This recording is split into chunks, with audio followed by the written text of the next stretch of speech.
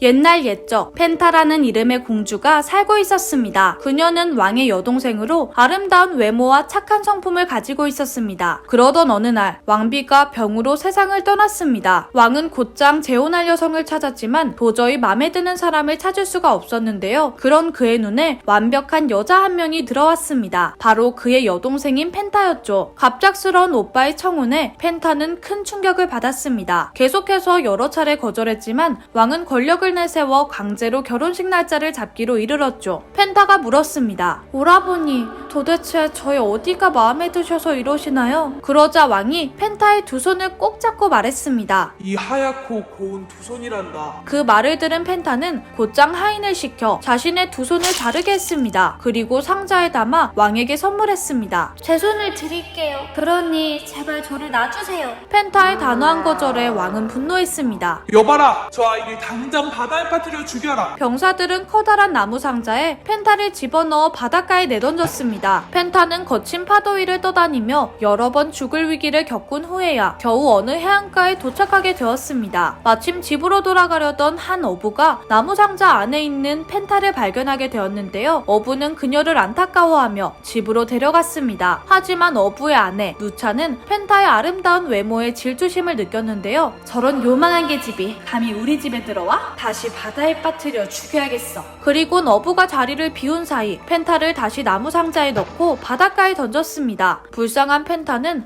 또 바다를 떠다니는 신세가 되었죠. 며칠이 지나 펜타가 거의 굶어 죽기 직전 커다란 배 한 척이 그녀를 발견했습니다. 녹색의 땅이라고 불리는 나라의 왕이 타고 있는 배였는데요. 왕은 아름다운 외모의 펜타가 손이 잘린 채 바다에 떠다니는 것을 불쌍히 여기며 궁으로 데려갔습니다. 그리고 이름 모를 병을 앓고 있는 왕비의 시녀로 일하도록 했습니다. 펜타는 왕비를 지극정성으로 돌봤고 왕비는 착한 심성을 지닌 펜타를 마음에 들어 했습니다. 하지만 그와는 무관하게 왕비의 병은 점점 더 심각해졌죠. 그러던 어느 날 왕비가 왕을 부른 후 말했습니다. 내가 죽으면 펜타와 결혼하세요. 그녀라면 당신을 잘 보필할 수 있을 거예요. 이 말을 유언으로 남기고 결국 왕비는 세상을 떠났습니다. 그리고 왕은 왕비의 유언대로 펜타와 결혼했습니다. 둘은 행복한 나날을 보냈고 이내 펜타가 아이를 가지게 되면서 두 사람의 사이는 더욱 돈독해졌습니다. 시간이 흘러 왕이 이를 보기 위해 이웃나라에 가 있던 사이 펜타는 혼자 궁에 남아 건강한 남자아이를 낳았습니다. 신하들은 이 소식을 왕에게 전해야겠다고 생각하고 편지를 써서 항해사에게 건넸습니다. 그리고 왕에게 전달하기 전까지 절대로 편지를 열어보지 말라고 당부했죠. 항해사가 출항한 지 얼마 지나지 않아 갑자기 태풍이 몰아치며 파도가 거세지기 시작했습니다. 항해사는 결국 근처 마을에 머무르며 날씨가 좋아지기를 기다리기로 했는데요. 그런데 하필 그 마을은 질투심이 많은 누차가 살고 있는 곳이었죠. 누차는 항해사에게 접근해 그가 어디에서 왔는지 어떤 일을 하는지 캐물었습니다. 이에 항해사는 우리나라 왕비께서 건강한 왕자를 출산하셔서 폐하께 편지를 전하러 가고 있소. 손이 없는 펜타라 불리는데 우리나라에서 가장 아름다운 분이라오. 라며 그녀의 질문에 답했죠. 손이 없는 펜타라는 말을 들은 누차는 또다시 질투에 불타기 시작했습니다. 누차는 항해사에게 술과 맛있는 음식을 잔뜩 대접했습니다. 그리고 항해사가 배불리 잠든 사이 몰래 편지를 읽어보았습니다. 폐하를 꼭 닮은 건강한 아이가 태어났습니다. 함께 기뻐해주세요. 질투심에 눈이 먼 누차는 편지를 바꿔치기 했습니다. 폐하, 사람이 아닌 강아지가 태어났습니다. 왕비를 화형에 처하게 해주세요. 다음날 항해사는 편지가 바뀐지도 모른 채 다시 이웃나라로 향했습니다. 이웃나라에 도착한 항해사는 왕에게 편지를 건넸습니다. 누차가 쓴 가짜 편지를 읽은 왕은 펜타가 사람이 아닌 동물을 낳았다는 소식에 마음이 무척 심란해졌습니다. 하지만 이내 마음을 다잡고 신중히 답장을 썼습니다. 어찌된 영문인지 내가 직접 확인하겠으니 펜타를 잘 돌보도록 하시오. 답장을 받은 항해사는 곧장 본국으로 향했습니다. 하지만 갑자기 또 날씨가 나빠졌고 다시 한번 누차의 마을에서 쉬어가기로 했습니다. 누차는 이번에도 같은 수법을 이용해 편지를 몰래 읽었는데요. 그 어디에도 펜타를 벌하라는 내용이 없자 화가 난 누차는 편지를 또 한 번 바꿔치기 했습니다. 어찌된 영문인지 당장 확인하고 펜타와 그녀가 낳은 것을 즉시 화형에 처하라. 누차의 가짜 편지를 받은 신하들은 큰 충격에 빠졌습니다. 그들은 왕의 어명을 받들어야 했지만 착한 펜타에게 형벌을 가하고 싶지는 않았습니다. 긴 논의 끝에 신하들은 펜타와 그녀의 아들을 궁 밖으로 내보내기로 했습니다. 펜타는 갓난아기와 함께 제대로 된 식사도 잘 곳도 없이 떠돌이로 지내게 됐습니다. 그러던 어느 날 길가에서 한 마법사를 만나게 되었습니다. 그는 주변 일대 영토를 모두 소유하고 있는 부유한 마법사였는데요. 그는 펜타의 안타까운 사연을 듣더니 그녀를 불쌍히 여기며 자신의 성으로 데려갔습니다. 얼마 후 조국으로 돌아온 왕은 큰 충격에 빠졌습니다. 자신의 부인인 펜타가 아기와 함께 궁에서 쫓겨났기 때문이죠. 어떻게 된 일인지 조사를 진행한 결과 편지가 바뀌었다는 사실을 알게 된 왕은 곧장 항해사가 머물렀던 마을로 가서 누차를 찾았습니다. 그녀는 왕이 자신을 직접 찾아오자 행복한 망상에 빠졌는데요. 어쩌면 왕께서 나와 결혼하려 하실지도 몰라. 펜타는 이미 죽었으니까. 하지만 왕의 생각은 그녀와 달랐죠. 이 여자야말로 마녀나 다름없다. 당장 화형에 처하라. 그렇게 누차는 불 속에서 끔찍한 비명을 지르며 최후를 맞이했습니다. 하지만 왕의 슬픔은 해소되지 않았습니다. 펜타의 행방을 찾을 수 없었기 때문이죠. 한편 마법사는 불쌍한 펜타에게 가족을 다시 찾게 해주고 싶었습니다. 그래서 한 가지 묘책을 생각해냈는데요. 세상에서 가장 불행한 사람에게 어마어마한 보물을 주겠다. 바로 세상에서 가장 불행한 사연 대회를 연 것이죠.